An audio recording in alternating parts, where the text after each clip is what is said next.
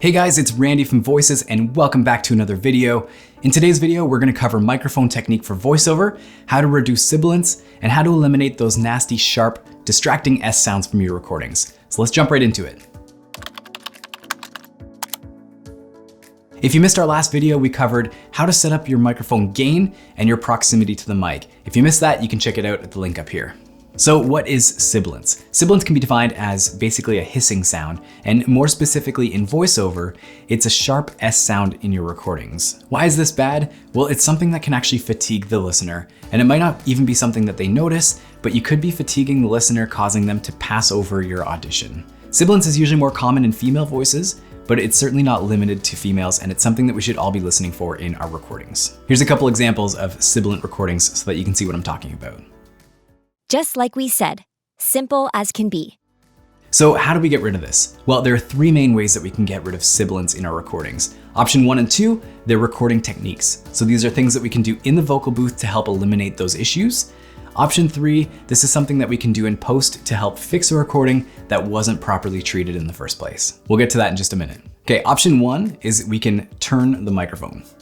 It's that simple. The reason this works is because the high frequencies in your voice are actually very direct. They're also really weak, unlike the low frequencies in your voice. So as we turn the mic slightly, we also reduce that energy distribution. It's actually the exact same reason why it feels cold in the fall. The Earth is just as close to the sun, but because those light rays are coming in and the Earth is tilted, those light rays are being distributed over a larger area. Tip number 2, stick a pencil to your microphone. I know it sounds crazy, but it's actually a real thing. What you do is put the pencil across the diaphragm, take a rubber band,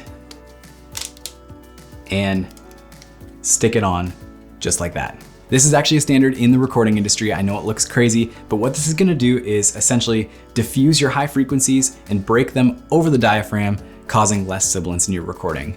Looks crazy, but it gets the job done. Okay, but what happens if you've already recorded something sibilant and you just wanna fix the audio? Option number 3, as I mentioned, is a fix that we can do in the mix stage of the project.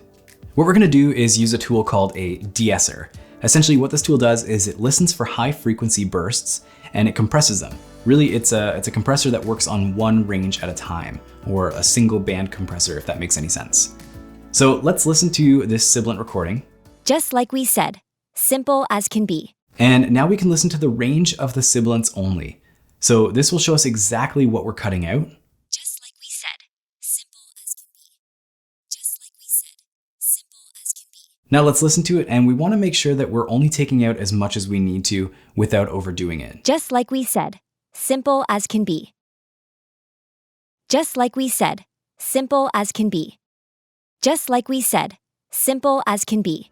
So a little insider tip here, set these levels, call it a day, and come back the next day when you have some fresh ears. See if it still sounds natural. If it does, you're good to go. And that's about it for sibilance. It's actually pretty easy to eliminate, so I hope this video was helpful for you. If you guys want to see some more videos about home studio setups, you can click the link up here.